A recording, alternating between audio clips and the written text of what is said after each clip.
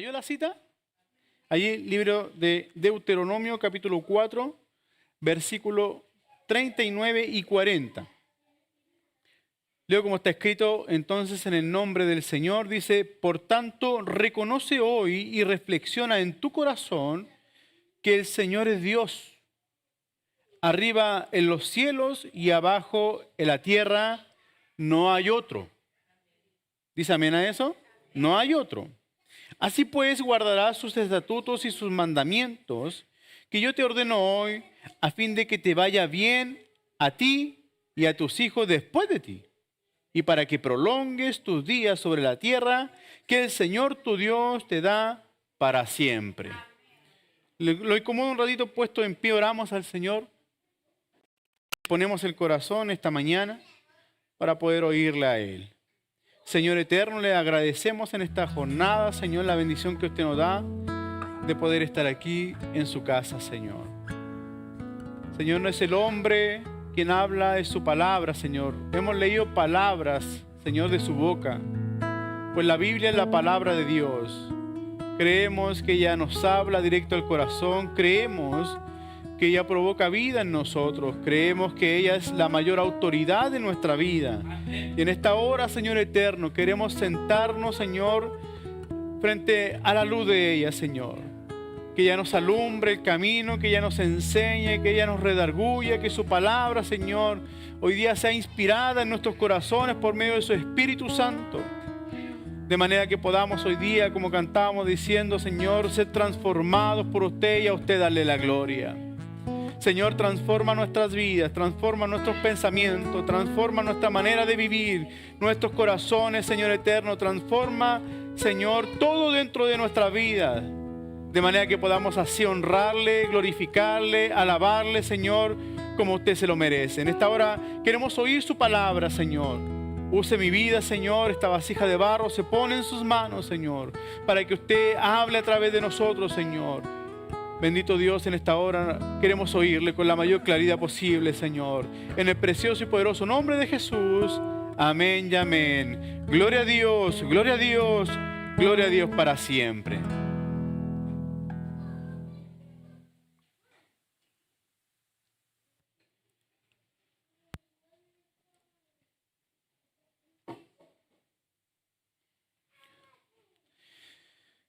De verdad que el recorrido de los israelitas posterior a la salida al Éxodo, de ese tiempo de tanta tribulación, tanto dolor, tanta angustia que vivieron, tanta opresión, trae demasiadas enseñanzas a nuestra vida. Creo que en términos generales la gente conoce acerca del pueblo de Israel y sabe perfectamente que un día fueron esclavos y también sabe que en algún momento Dios puso a Moisés para que fueran libertados de la opresión, libres de la esclavitud. Después de tantos años, ¿cierto?, en donde ellos fueron oprimidos, fueron azotados, fueron golpeados por los egipcios.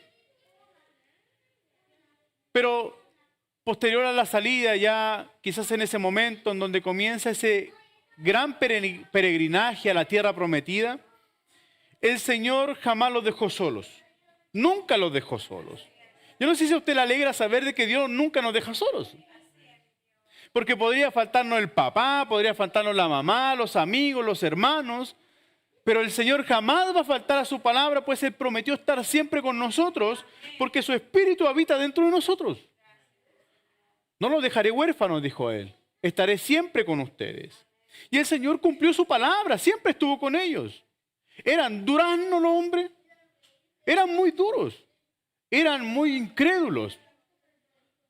Eran personas que eran vacilantes en sus opiniones, vacilantes en su forma de caminar. Pero a pesar de eso, el Señor los amó. Y como bien delante oraba nuestro hermano Diego, el amor de Dios es incomparable, es inigualable con nosotros. No importa cómo usted y yo seamos, el amor de Dios no va a cambiar hacia nosotros. Nosotros podemos cambiar acerca de la relación que podamos tener con el Señor, pero usted y yo debemos tener la tranquilidad de que el amor de Dios jamás va a cambiar en contra de nosotros. Nunca va a cambiar. Sea que estemos cerquita de Él o estemos lejos de Él, su amor va a permanecer para siempre con nosotros. Porque si hay algo que Dios no puede hacer, es dejar de amarnos. Es dejar de no cumplir sus promesas. Esas son cosas que Dios nunca podrá hacer.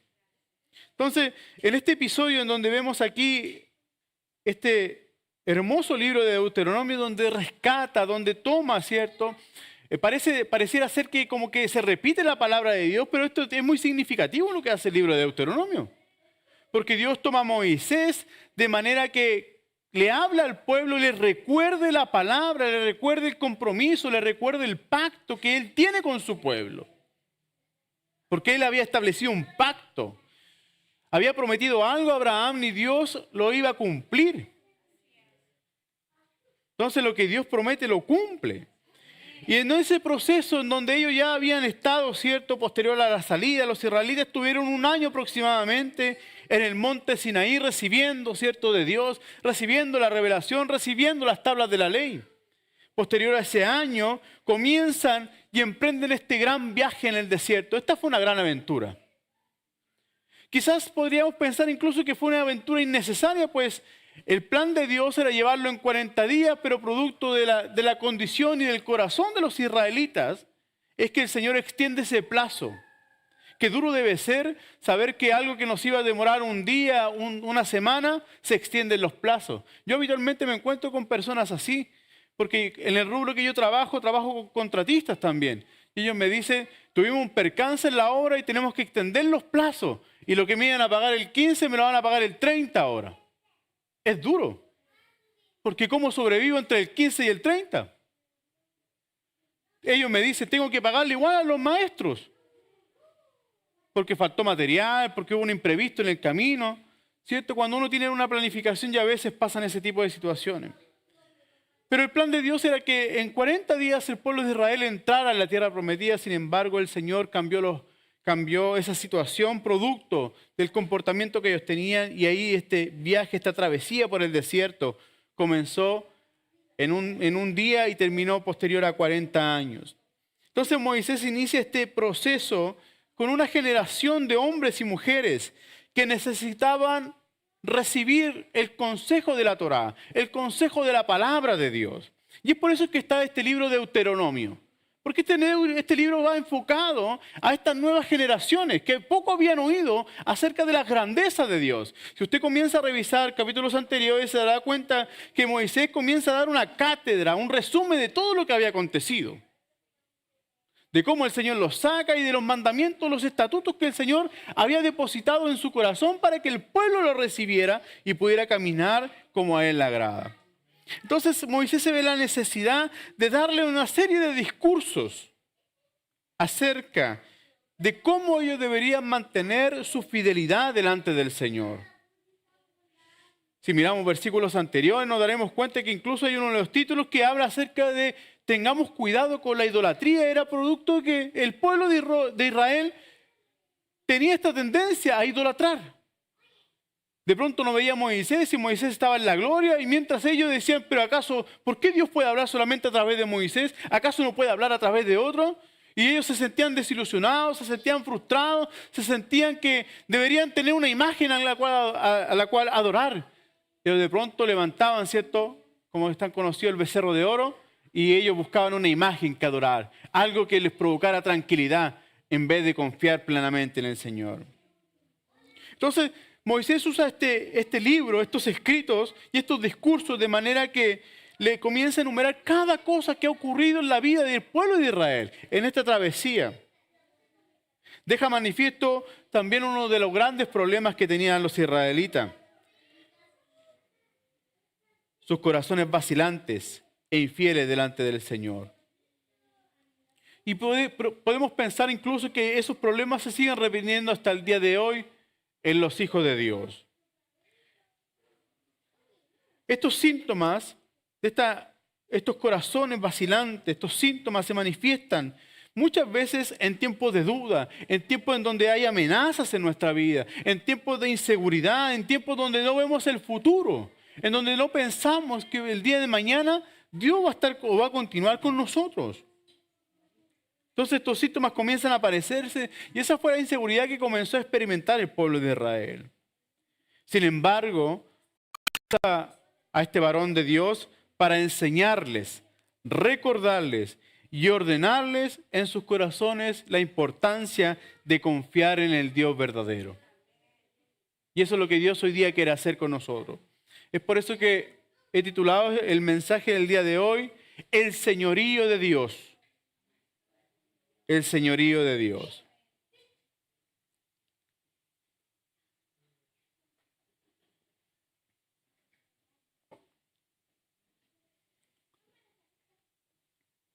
Y en estos dos versículos de Deuteronomio capítulo 4 encontramos enseñanzas que nos van a mostrar de cómo el señorío del Señor ejerce influencia en nuestra vida cotidiana, ejerce influencia hoy día en nuestras vidas, en nuestros corazones.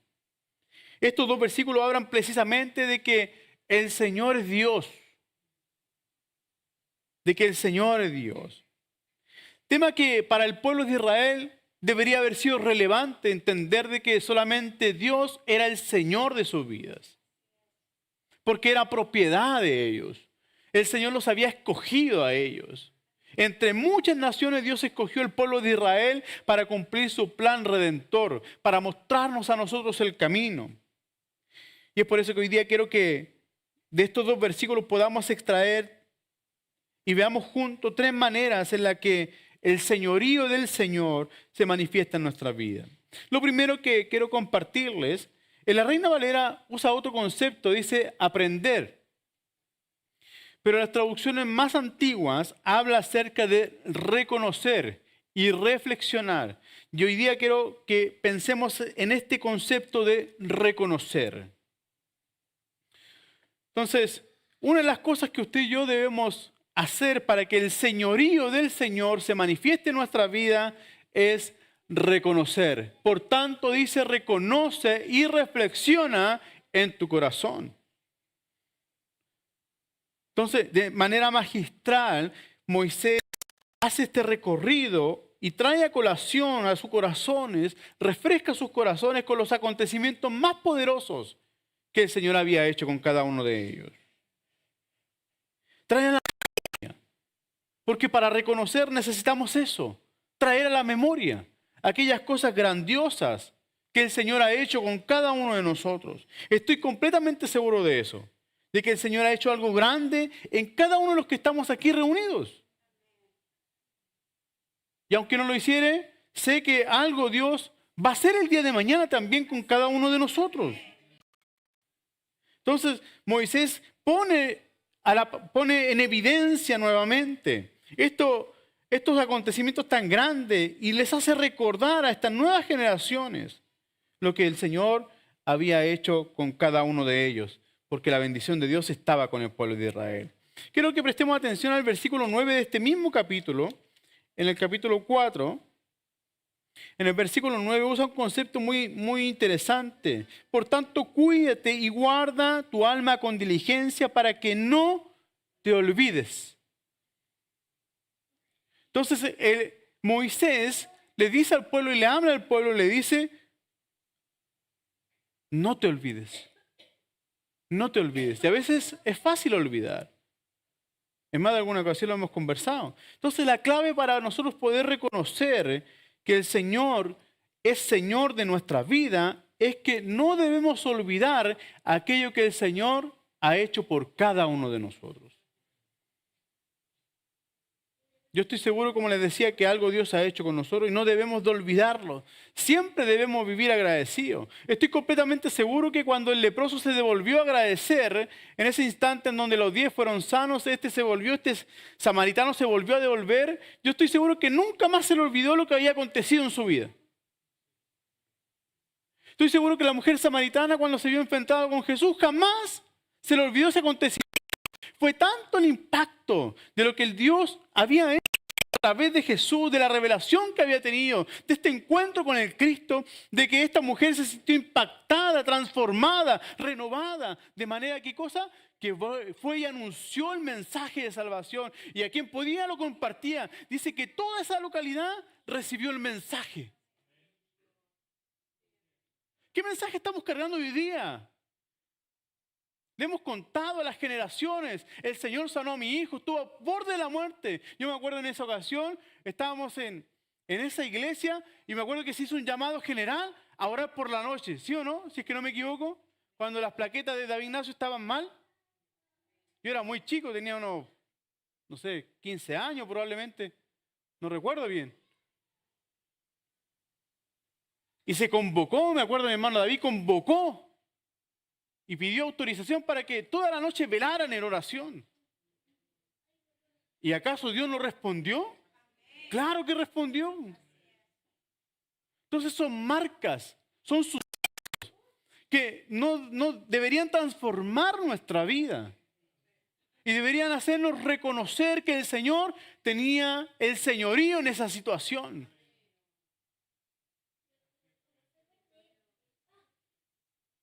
Y así muchos de nosotros hemos experimentado situaciones al límite, en donde hemos visto que la mano del Señor ha estado con nosotros. Pero hoy día Dios nos dice, no te olvides. No nos olvidemos de cómo la mano del Señor estuvo allí con nosotros. No te olvides de cuando el Señor te sustentó, de cuando Dios usó a alguien para bendecirte. No te olvides de cuando alguien te alentó con una palabra, con un mensaje. No te olvides de cuando el Señor te proveyó en el momento más crítico de tu vida. No te olvides de que el Señor te habló en el tiempo de adversidad, en el tiempo de necesidad. Cuando no recibiste ningún consejo de nadie, su palabra fue fiel y nos habló y nos reconfortó el alma, el corazón. No te olvides. No te olvides. Bendice, alma mía, al Señor y no te olvides de ninguno de sus beneficios. Expresiones lindas del salmista. Pero a veces se nos olvida. Se nos olvida que el Señor es Señor sobre nuestra vida. Recordar es un ejercicio saludable para el alma. Cuando recordamos aquellos hechos poderosos de Dios en nuestras vidas. ¿Qué es lo que provoca en nuestro interior? Gratitud, provoca aliento, provoca alegría, gozo cada vez que recordamos y pensamos, qué rico que el Señor me ayudó, qué lindo que el Señor me ayudó, qué lindo que el Señor respondió a mi oración, qué lindo como Dios ha acompañado a mis hijos, a las generaciones. ¿Ha traído en este instante algo a la memoria, a su corazón? Hoy día al reflexionar en esta palabra, tuve muchos días para recordar cosas que Dios había hecho conmigo. Cómo el Señor me acompañó cuando más solo me sentí. A veces te puedes sentir solo estando rodeado de personas, teniendo el cariño de tus padres, teniendo el cariño de tus amigos, de tu esposo, tu esposa, te puedes sentir solo. Pero en medio de esa soledad el Señor está allí para decirte, yo estoy contigo, yo te abrazo, yo te amo. Entonces, hay ocasiones, amada iglesia, que necesitamos echar una miradita al baúl del corazón. Yo recuerdo en la casa de mi abuela, ahí en Aspillaga 327, que mi abuela tenía un baúl de madera. Y usted abría ese baúl de madera, era un tesoro, oiga. Pero también había muchas cosas dentro. Y a veces así el corazón. Hay fotos del recuerdo, no sé si alguno de ustedes guarda fotos del recuerdo. Que uno dice, y así era yo, hoy día es fácil, hoy día lo sube a la nube y ahí lo va a tener. Cuando iba a tener acceso a esas cosas. Hoy día nuestra nube era ese baúl de madera, lleno de fotografías. Unos días atrás estuvimos en la casa de mi suegro y encontré una foto de mi esposa cuando pequeña, de cuando iba al colegio, y yo le hacía preguntas, y eso trae recuerdos, ¿cierto? Así que si usted tiene ese baúl, yo le quiero invitar a que estos días haga un alto en el camino y recuerde cuando sus hijos eran pequeños y no tenían familia. Entonces, el corazón es así como un baúl, donde hay recuerdos, donde hay cosas que alegran el alma, pero también hay cosas que nos sirven allí. Recuerdo clavos oxidados, que el tata que yo tenía metía clavos oxidados, porque decía en algún momento me va a servir. Pero qué interesante es pensar que esos recuerdos que nosotros creemos que nos sirven, lamentablemente no nos sirven. Pero debemos atesorar aquello que realmente provoca gozo, alegría, gratitud y echar una mirada al baúl de recuerdo a esas enseñanzas que algún día recibimos. De cuando Dios a usted y a mí nos cuidó. De cuando Dios a usted y a mí nos libró de la muerte. De cuando Dios a usted y a mí nos proveyó. De cuando Dios a usted y a mí nos salvó de la muerte eterna. Entonces, necesitamos recordar y no olvidar y reconocer a la misma vez de que el Señor es el Señor de nuestras vidas. Tengamos al Señor siempre presente. Cuando usted y yo olvidamos lo que el Señor ha hecho, lo que estamos haciendo es desplazar su señorío de nuestras vidas. Es decir, el Señor deja de ser parte de mi vida cotidiana. El Señor deja de ser parte de mis pensamientos. Deja de ser parte de mis planes. Deja de ser parte de mi vida. Deja de ser parte de mis acciones. Deja de ser parte de mis palabras. Deja de ser parte de mi corazón. El Señor quiere ser el Señor de nuestras vidas. Él debe transformarse en nuestro mayor referente. Nuestra idolatría, nuestra adoración debe ser hacia Él. Nuestra alabanza debe ser hacia Él, porque Él constantemente está intentando robarnos la atención. Llamar nuestra atención es su gran deseo. Dios es Señor de nuestra vida. Como dice Proverbios capítulo 3, versículo 6, reconoce los caminos, reconócelo en todos tus caminos. Eso es lo que debemos hacer, reconocer al Señor.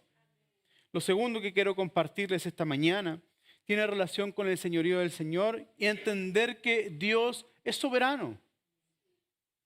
Este es uno de los temas más complejos de poder explicar y abordar en la palabra de Dios. La soberanía de Dios. Porque todos nosotros sabemos que Dios es nuestro Rey soberano. ¿Cierto? Sabemos. Pero si alguien le pregunta, ¿cómo actúa la soberanía de Dios? Es más difícil explicarlo. Y la gente se pregunta y dice, ¿por qué si Dios es soberano? ¿Por qué hay hambre en el mundo?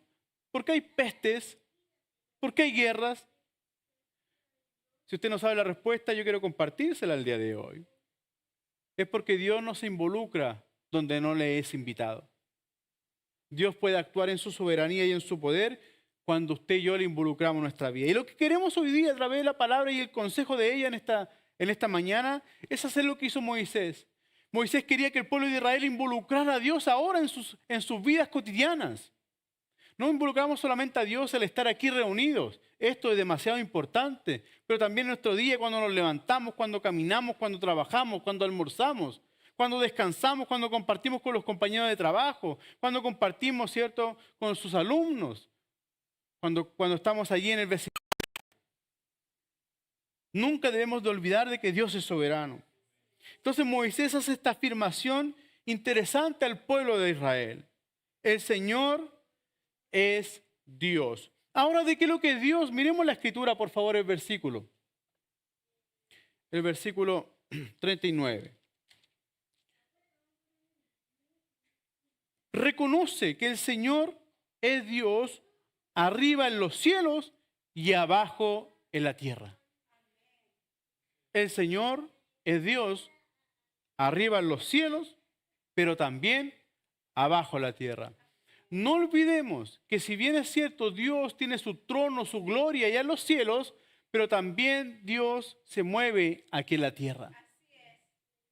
Y se mueve aquí en la tierra por amor a ustedes, por amor a mí, por amor a su iglesia. Y es por eso que la gloria de Dios acompañó al pueblo de Israel durante el día. Era una gloria que cubría al pueblo de Israel para que sus ropas no se desgastaran, para que el calor no consumiera su piel, no maltratara su piel.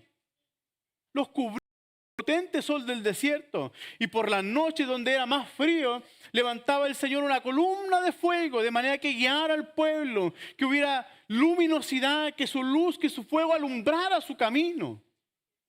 Entonces el Dios que estaba ahí arriba en los cielos, que hablaba con Moisés, también se había hecho cercano a través de la Shekinah, de esa manifestación gloriosa de su presencia a través de la nube y la columna de fuego.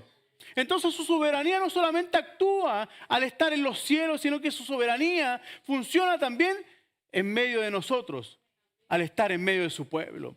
Lo que Dios quería era que su pueblo le permitiera estar en el centro de sus corazones, en el centro de su vida. Y aquí Moisés les dice al pueblo, no te olvides, reflexiona, piensa, el Señor es Dios, arriba en los cielos, pero también aquí en la tierra. El Señor es Dios de nuestra vida. El Señor tiene que ser el Dios de nuestra vida.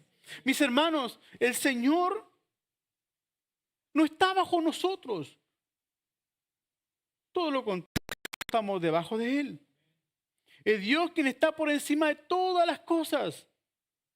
Dios está encima de nosotros. Dios es soberano sobre toda circunstancia, sobre toda situación y también es juez de todos nosotros. Él es el mayor juez, el Rey soberano. Quiero citar lo que dice el libro del profeta Isaías, aquí en el capítulo 55, versículo 9. Dice, porque como los cielos son más altos que la tierra, así mis caminos son más altos que vuestros caminos y mis pensamientos más que vuestros pensamientos. Dios es soberano. Sus pensamientos están más altos que los nuestros, sus caminos son más altos que los nuestros. Por muy bien que pensamos que caminamos en la vida, no nos olvidemos que el Señor es soberano y que su plan siempre será mejor que el nuestro. Sus propósitos son mejores que los nuestros. ¿Por qué? Porque son más altos que los cielos, más altos que la tierra. Sus pensamientos, sus caminos para los hijos de Dios. Está por encima de los cielos. El salmista dice que aún así los cielos, en el capítulo 19, dice que los cielos cuentan la gloria del Señor. Los cielos cuentan la gloria del Señor. Yo estoy citando lo que dice la Escritura. Sabemos que entonces el Señor Dios Todopoderoso, Él es soberano sobre nuestras vidas. El Señor es testigo también de todo lo que hacemos en privado y lo que hacemos públicamente, lo que hacemos en el pensamiento, lo que pensamos, su omnipresencia está allí latente día a día, cuando nos levantamos, cuando andamos y cuando nos acostamos. Entonces usted y yo no podemos huir de la omnipresencia de Dios porque Dios está en todo lugar. Y el salmista tiene expresiones tan lindas diciendo que voy a lo más lejos, estás tú, a lo más profundo de las aguas, allí estás tú. ¿A dónde huiré de tu presencia? ¿A dónde me esconderé de tu espíritu? Si yo fuera a lo más alto, ahí estás tú. Si fuera a lo más profundo, ahí estás tú. Si estuviera en el lugar más oscuro, su luz me alumbraría. No podemos escaparnos de la presencia de Dios y por ende no podemos escaparnos de la soberanía de Dios. Dios es soberano. Y en eso podemos descansar como iglesia. Podemos descansar. Vayamos al capítulo 10, por favor, versículo 17 de Deuteronomio.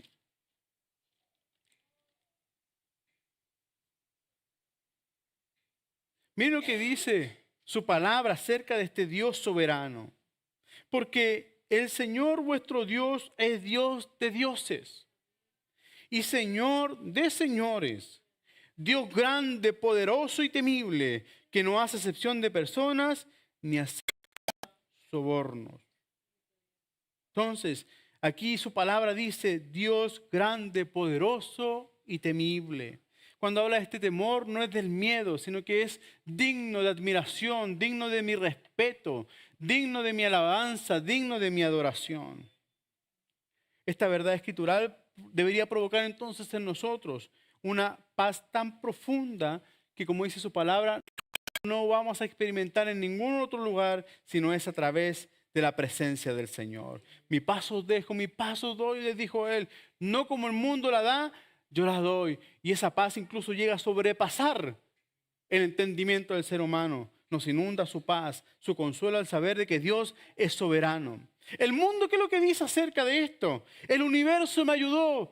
¿Sabe qué debemos decir nosotros los hijos de Dios? El Dios de los universos me ayudó. Mientras el mundo da le da tributo, le da tribuna, ¿cierto? Al universo, a la fuerza, a los astros, al signo zodiacal. Nosotros atribuimos todo al Señor, porque el Señor es soberano. Porque nada en nuestra vida se mueve, amada iglesia, si no es por voluntad de Dios. Todo lo que ocurre en nuestra vida es por voluntad de Dios. Dios permite ciertas situaciones, como adelante explicábamos a través del Salmo de nuestro hermano Francisco. Dios permite la prueba, la dificultad, el temor, muchas veces ¿para qué? Para que el hombre despierte, para que el hombre reconozca que el Dios que servimos es el Señor de nuestra vida y Él es soberano. Y Él tiene gobierno, tiene control, tiene autoridad sobre todo lo creado. Usted y yo somos creación de Dios. Entonces Él tiene dominio sobre nuestra vida, tiene gobierno sobre nuestra vida. Y eso era lo que quería el Señor con su pueblo. Que la gente reconociera que Él era el único y Dios verdadero, el Dios soberano. Él tiene autoridad sobre todos nosotros, porque es soberano. Y por último, nuevamente tomemos este versículo bíblico de Deuteronomio capítulo 4, versículo 39. Entonces, no olvidemos, no se olvide de las bondades del Señor. Cuando nos sintamos cansados, desalentados, echemos manos al baúl de las bondades maravillosas del Señor. Reconozcamos con nuestra vida que el Señor es soberano, que Él tiene dominio, autoridad, poder sobre nosotros, porque somos su pueblo, somos creación suya, hechura. Tercero y último, y con este finalizo, debemos aprender a reconocer que Él es el único Señor de nuestras vidas. El único Señor.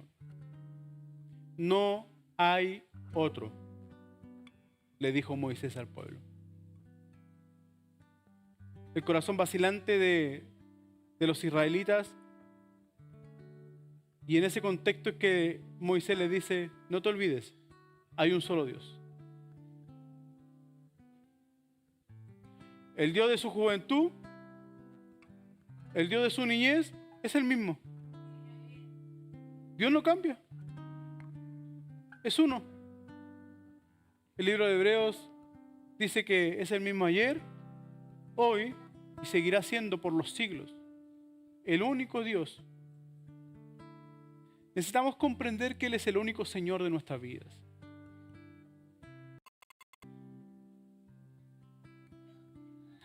Miremos el versículo 24, por favor.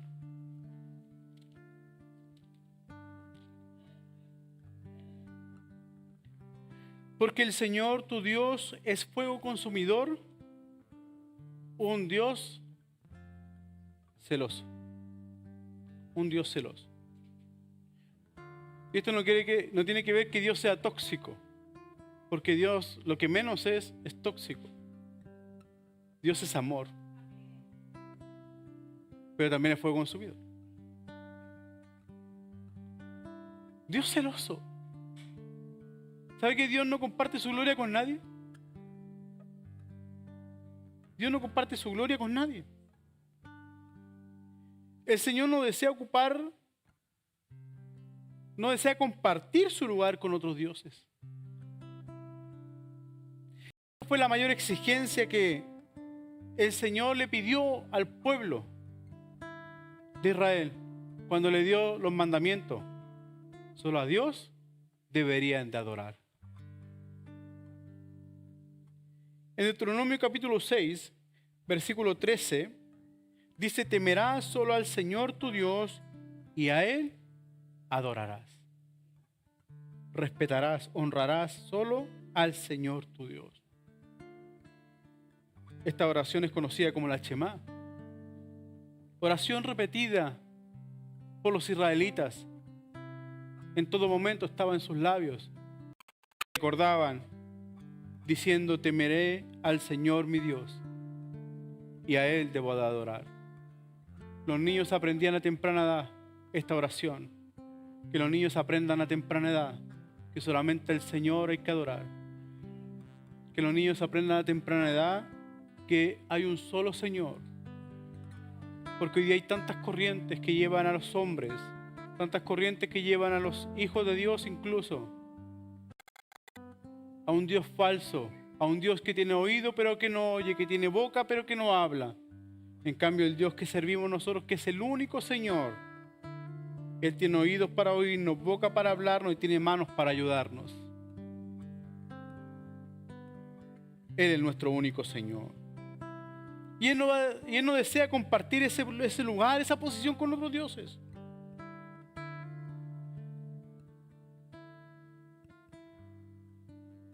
¿Por qué razón Él es el único Señor de nuestras vidas? Yo le pregunto a usted, ¿quién ha rescatado nuestras vidas del pozo cenagoso? ¿Quién ha rescatado nuestra alma del pecado y de la maldad? ¿Quién? Si no ha sido Cristo el Señor. Es el único. Pueden haber tantas religiones, pero ni Buda hizo eso.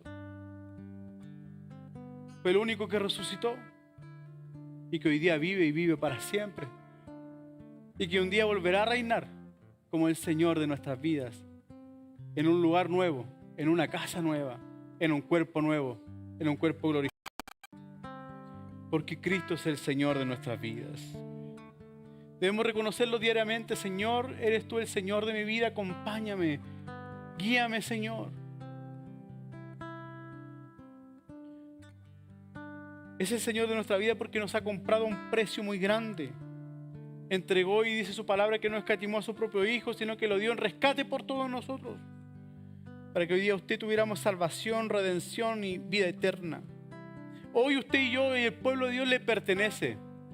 Los israelitas eran propiedad del Señor. Ustedes son mi pueblo y yo seré su Dios. Y eso es lo que Dios nos dice, el único Señor. Es por eso que hay razones suficientes para que el Señor sea el centro de toda nuestra adoración, de todo lo que hacemos. No solamente cuando cantamos, Él es el centro de nuestra alabanza, el centro de nuestra adoración. No solamente cuando predicamos, el Señor como el centro de todo el mensaje, sino que en nuestra vida cotidiana, donde vayamos, siendo los mejores en el trabajo, personas honradas, responsables, leales a los principios, a los decretos, a los mandatos del Señor. Él es nuestro único Señor y Él debe ser el centro de mi adoración y su adoración. Él es el único que va a ejercer autoridad sobre usted. ¿Y cómo Él ejerce su autoridad sobre nosotros? A través de su palabra, a través de los mandamientos. Es que también ejercía autoridad sobre el pueblo de Israel. La pregunta que podríamos hoy día hacernos es: ¿qué está señoreando mi vida? ¿Qué señorea mi corazón? ¿Mi corazón está dividido, está repartido en varios dioses? Yo le quiero invitarle esta mañana que no entreguemos el señorío de nuestras vidas en las manos equivocadas. Porque a veces podemos entregar el señorío de nuestras vidas a nuestro orgullo. Y nuestro orgullo nos domina. Podemos entregar el señorío de nuestra vida a nuestra carne y nuestra carne nos domina. Podemos entregar el señorío de nuestra vida a nuestras emociones y son nuestras emociones las que nos movilizan. Cuando quiero, sirvo al Señor. Podemos entregar nuestros corazones, nuestras vidas al señorío de la vanidad. Y peor aún al señorío de la vanagloria, de una gloria vacía, sin sentido, sin fundamento. No le entreguemos el señorío de nuestras vidas al viejo hombre, a la vieja mujer, que está viciado, dice la Escritura. Cuando usted y yo le entregamos el señorío de nuestras vidas al viejo hombre o a la vieja mujer, comienza a predominar ese gobierno sobre nuestras vidas. Y ya lo que recién cantábamos, que éramos transformados, ya no estamos tan transformados.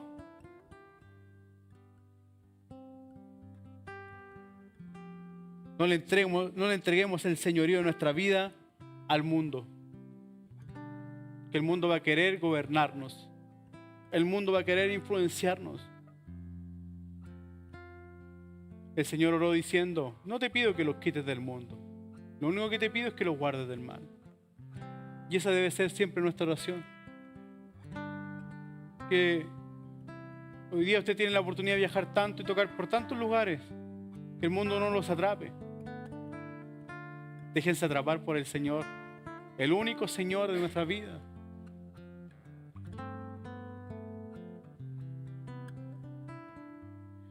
Dios está solicitando en este tiempo diligentemente: quiero ser el Señor de su vida.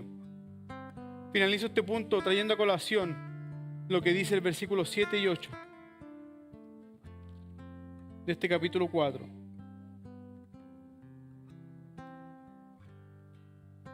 El Señor se encarga a través de Moisés de decirle al pueblo: yo soy el único. Y cuando yo pensaba en esto, yo al leer estos versículos, yo dije: Señor, gracias por ser el Señor de su iglesia. El Señor de mi corazón, de mi mente. Aun cuando cometemos errores, pero tú eres el Señor de nuestras vidas. Dice así la palabra del Señor, el versículo 7, porque ¿qué nación grande hay que tenga un Dios tan cerca de ella como está el Señor? ¿Sabes lo que estaba haciendo Moisés? Le decía: mira a tu alrededor. Mira a tus compañeros de trabajo. Mira a tu familia. ¿Qué Dios hay tan grande en la vida de ellos si no es el Señor en tu vida?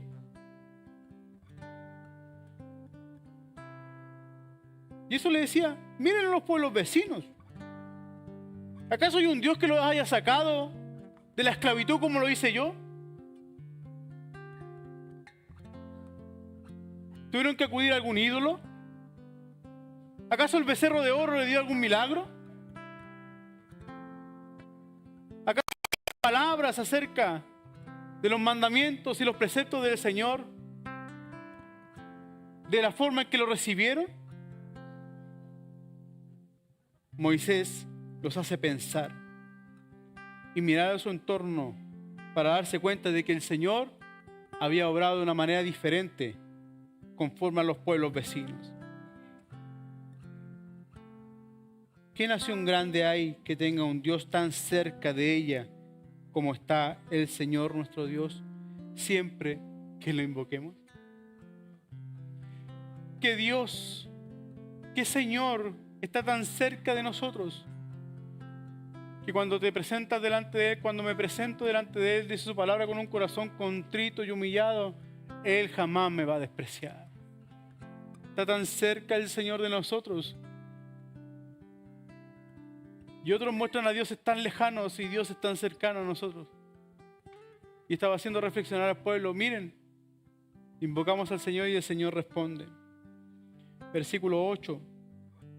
¿O qué nación grande hay que tenga estatutos y decretos tan justos como toda esta ley que delante de ustedes? Versículos 32 y 34.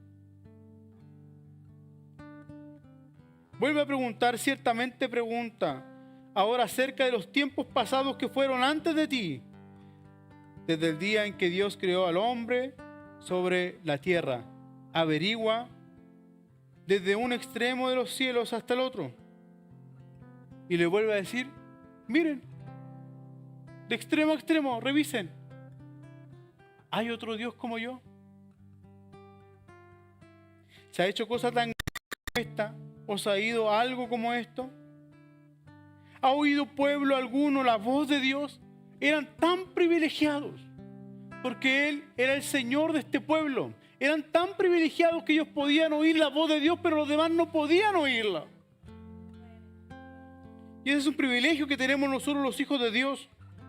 ¿Ha oído pueblo alguno la voz de Dios hablando de en medio del fuego, como tú lo has oído y has sobrevivido? No hemos sido consumidos.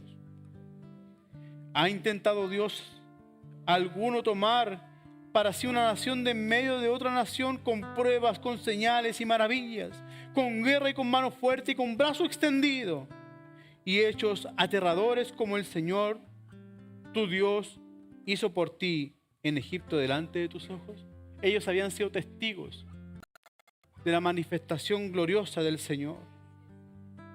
Y él les decía, ¿acaso alguno lo ha hecho con naciones parecidas como lo hice yo? En la historia no hay sucesos como estos, sino son a través del único Señor y Dios verdadero que es nuestro Dios. Así que quiero invitarlos que al reflexionar hoy día y meditar en la palabra sobre el señorío de Dios en nuestra vida, no olvidemos sus hechos milagrosos, poderosos que Él ha tenido con nosotros. No olvidemos que cuando caminamos y despertamos y nos acostamos y dormimos, el Señor es soberano sobre cualquier situación en nuestra vida. Y nunca dejemos de declarar que Él es el único Señor de nuestras vidas. Él tiene todo dominio, todo control, todo gobierno de nuestras vidas. Y que el Señor tome su lugar. Y nosotros le demos ese lugar. Así que quiero invitarle que el Señor tenga el primer lugar, no solamente en los cielos y en la tierra, sino que también en mi vida, en nuestras familias, en nuestra iglesia. Y en todo lo que usted y yo hagamos, siempre sea el Señor el y el último, el alfa y la omega, principio y fin. Dios tiene todo ordenado y todo está bajo su gobierno, bajo su control, bajo su autoridad. Así que no desespere. No desespere. El Señor es nuestro Dios. El Señor es nuestro Dios. Puesto en pie le damos gracias al Rey.